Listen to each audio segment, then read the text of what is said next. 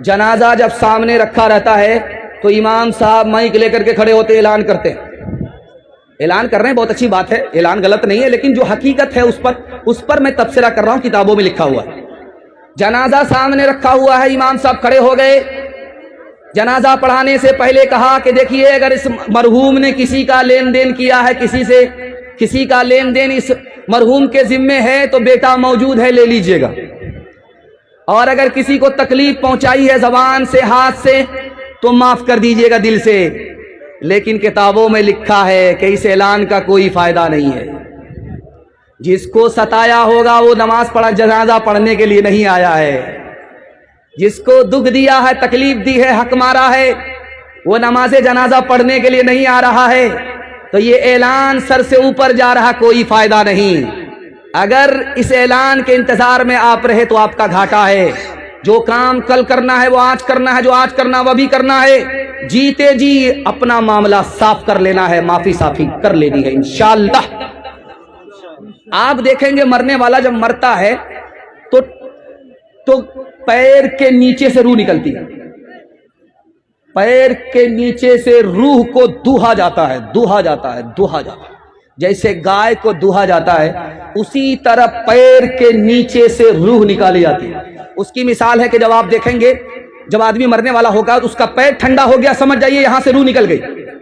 جہاں جہاں جو حصہ گرم ہے وہاں سمجھ جائیے روح ہے، جو حصہ ٹھنڈا ہوتا گیا وہاں سے روح نکل گئی. مطلب کیا ہوا کہ پیر کے نیچے سے روح نکل رہی ہے. اللہ کے رسول جب زندہ تھے تو اسلام کتنا پھیلایا؟ 9 لاکھ مربع میل. ابو بکر جب زندہ تھے تو کتنا اسلام پھیلایا؟ 11 لاکھ مربع میل. جب عمر زندہ تھے تو اسلام کتنا پھیلا؟ 22 لاکھ مربع میل. جب عثمان زندہ تھے تو اسلام کتنا پھیلا؟ 44 لاکھ مربع میل. جب امیر معاویہ زندہ تھے تو اسلام کتنا پھیلا؟ 64 لاکھ مربع میل. اتنے بڑے صحابی کا انتقال ہو رہا ہے، پیر پھیلائے ہوئے ہیں. سارے رشتہ دار رونے لگے. امیر معاویہ نے آنکھ کھول کر کے کہا رضی اللہ عنہ تم لوگ کیوں روتے ہو؟ موت تو مجھے آ رہی ہے، روح تو میری کھینچی جا رہی ہے، ناخن سے کھینچی جا رہی ہے، پیر سے کھینچی جا رہی ہے، تم لوگ کیوں روتے ہو؟ تو کہا آپ ہمارے رشتہ دار ہیں، آپ دنیا چھوڑ کر کے جا رہے ہیں، آپ کی ہمدردی میں ہم لوگ رو رہے ہیں. کہا دیکھو اگر ہمدردی ہے تو میرے پیر کے نیچے سے روح نکالی جا رہی ہے، روک دو. کہا یہ تو ہمارے باپ کے بس میں بھی نہیں. کہا پھر یاد رکھو میری بات، میری روح قبض ہو رہی ہے، میرے بعد دنیا سے دھوکہ مت کھانا. ایک آدمی آ رہا تھا جمن چوک جلسہ سننے کے لیے، تو بیرگاچی میں پوچھا کہ جمن چوک کہاں ہے، آبادی کہاں، بستی کہاں؟ کہا دایاں بایاں مت لینا، سیدھا نکل جانا، جمن چوک پہنچ جاؤ گے. وہ دایاں بایاں نہ لے کر کے جو سیدھا گیا تو سیدھا قبرستان پہنچ گیا. سر پکڑ کر کے بیٹھ گیا کہ یہاں کے لوگ کیسا مذاق کرتے ہیں، زندہ آدمی کو قبرستان بھیج دیتے ہیں. وہ پلٹ کر کے پوچھا کہ بھائی صاحب میں بستی معلوم کر رہا تھا کہ جلسہ کہاں ہو رہا ہے، میں وہاں جانا چاہتا تھا، آپ ہم کو قبرستان بھیج دیے. ارے تم بے وقوف آدمی ہو، جو اصل بستی ہے وہ قبرستان ہے. جو تم جمن چوک کو بستی سمجھ رہے وہ بستی نہیں ہے.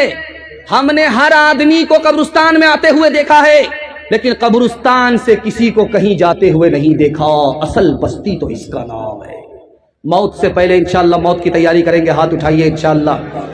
مالو اولاد تیری قبر میں جانے کو نہیں، تجھ کو دوزخ کی مصیبت سے چھڑانے کو نہیں، تجھ کو دوزخ کی جز عمل قبر میں کوئی بھی تیرا یار نہیں.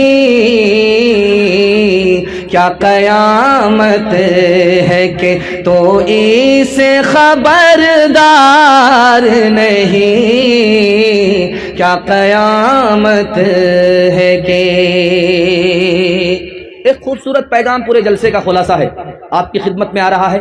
آپ 1 سال میں 10 سال کے برابر ترقی کریں گے، گارنٹی ہے. مسند رسول پر بیٹھ کر کے میں کہہ رہا ہوں. آپ کو صرف 2 ہی کام کرنا ہے، حلال کمانا ہے، حساب سے خرچ کرنا ہے. اللہ آپ کو غنی رکھے گا، کبھی محتاج ہونے نہیں دے گا، غریب نہیں رکھے گا. ہاتھ اٹھا کر کے وعدہ کیجئے، لوٹ کر کے لائیں گے، کوٹ کر کے کھائیں گے انشاءاللہ. خیر ماشاءاللہ. सटपटाए हैं लेकिन डिस्क ब्रेक मारा, अल्लाह जज़ाए खैर दे। आदमी हराम क्यों कमाता है, इस राज को सुनिएगा। हराम क्यों कमाता? मुसलमान है, जानता है कि हराम से बेड़ा गर्क हो जाएगा, लेकिन हराम कमाता क्यों है, इस राज को सुनिएगा। एक लाइन में अल्लाह आपके इल्म में इजाफा फरमाए, मेरे मुताला को ताज़ा फरमाए। बीवी ने ताना मारा, बेटे ने ताना मारा, माँ बाप ने ताना मारा, दुनिया कहाँ से कहाँ पहुंच गई, आप तो वहीं के वहीं हैं। इस ताने की ताब ना ला करके अब आंख बंद करके कमाने लगा, लूट करके ला रहा है, कूट करके खा रहा है। घर वाले की तो दुनिया बन गई, अपनी आखिरत बर्बाद कर बैठा। इससे बड़ा दुनिया में कोई बेवकूफ हो नहीं सकता। जानते हैं, ये देवबंद है, देवबंद में एक आदमी नवाब था, उसका नाम था मरहूम मुजफ्फर। उसकी हवेली आज भी मौजूद है, कारी मोहम्मद तैयब साहब रहमतुल्लाह अलैह ने लिखा। इतना बड़ा आदमी था कि उसके हवेली में हाथी को बांधा जाता था। इतना ऊंचा दरवाजा है कि एक दरवाजे से हाथी दाखिल होता था, एक दरवाजे से निकलता था।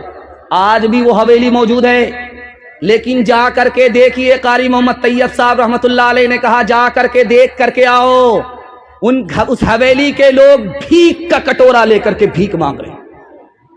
जानते हैं क्यों भीख मांग रहे? उस नवाब ने अपने बेटे की शादी में वलीमा किया, और वलीमा में 1000 गांव के लोगों को बुला करके वलीमा खिलाया। 7 दिनों तक वलीमा चलता रहा। नंबरी के लिए, शोहरत के लिए उस बंदे ने ये काम तो कर दिया, इखलास के लिए काम कर दिया, अल्लाह जाने। लेकिन हुआ क्या?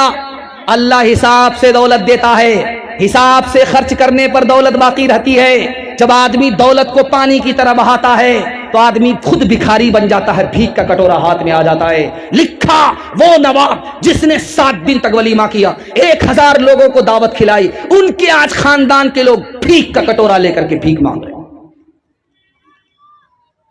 कल बारात जाने वाली है, लड़का फोन करता है कि तुम्हारे बाप ने 4 चक्का का इंतजाम कर लिया है कि नहीं कर लिया है? तो लड़की कहती आप घबराते क्यों हैं, सब इंतजाम हो जाएगा, शादी तो हो जाने दीजिए। लड़का सोचा कि लड़की बेवकूफ़ बना रही है, शादी हो जाएगी 4 चक्का मिलेगा ही।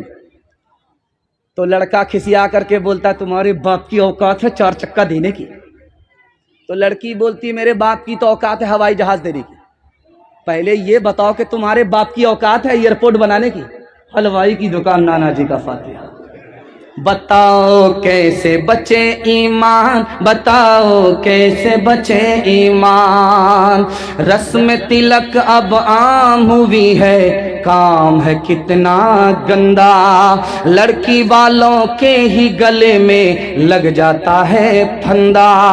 बेच रहे हैं ये लड़के 2 पैसों में ईमान। बताओ कैसे बचे ईमान, बताओ कैसे बचे ईमान।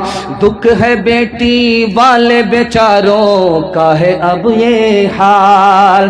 बेटी की शादी में निकाले पहले घर से माल। गिद्ध की तरह से नोच रहा है इंसान को इंसान। बताओ कैसे बचे ईमान, बताओ कैसे बचे ईमान। बात हुई थी 200 बराती, मंगनी में बस 30। खाने में जब गिनती हुई तो निकले 420। बेदावत के खाते क्यों है ये जायद मेहमान। बताओ कैसे बचे ईमान, बताओ कैसे बचे ईमान। हाथ उठाइए, फ्री में मिलेगा, छोड़ेंगे नहीं इंशाअल्लाह। हाथ उठाइए, बिल्कुल सही जा रहा है। ये देखिए, खैर समझ में आ रहा कितने भमियार है, कितने सियाने। ऊपर से फिट फाट, नीचे से मकामा घाट। अल्लाह सलामत रखे। जैसा भी सुन रहे हैं, बेखबरी में आपने हाथ उठाया, लेकिन आपने पैगाम को सुन भी लिया, समझ भी लिया, दिल तक आपके ये पैगाम पहुंच चुका है। मैं अल्लाह से वादा करता हूं, अल्लाह की तरफ से जमानत लेता हूं, ये अल्लाह का वादा है। आप गरीब की बच्ची पर मेहरबान हो जाइए, अल्लाह आप पर मेहरबान हो जाएगा इंशाअल्लाह। जवानों के हवाले से पैगाम है, हमारे जवान सुनने के लिए तैयार है? हाथ उठा दिए इंशाअल्लाह। इस धरती पर ज़लज़ला आता है और एक्सीडेंट ज्यादा होता है। जानते हैं इसकी क्या वजह है? 3 वजह। जीना आम हो रहा है, शराब आम हो रही है, गाना बजाना आम हो रहा है। धरती पर गुनाह का जब बोझ बढ़ेगा तो हादसा होगा, कदम कदम पर जलजला आएगा, कदम कदम पर मुसीबत का सामना होगा। بیٹے تین طرح کے ہوتے، پہلا بیٹا ہے پوت، دوسرا بیٹا ہے سپوت، تیسرا بیٹا ہے کپوت. تین طرح کے بیٹے، پہلا بیٹا پوت، دوسرا بیٹا سپوت، تیسرا بیٹا کپوت. قبولیت کی گھڑی میں دعا کرتا ہوں اللہ آپ کے بچے کو ہونہار بنائے، فرما بردار بنائے. تین طرح کے بیٹے ہیں. پہلا بیٹا پوت ہے. پوت کا مطلب باپ نے جو دولت بنائی اس کو باقی رکھا، بڑھا نہیں سکا. اچھا لڑکا ہے، بہت اچھا تو نہیں ہے، بہت برا بھی نہیں ہے، برا بھی نہیں ہے، لیکن اچھا ہے.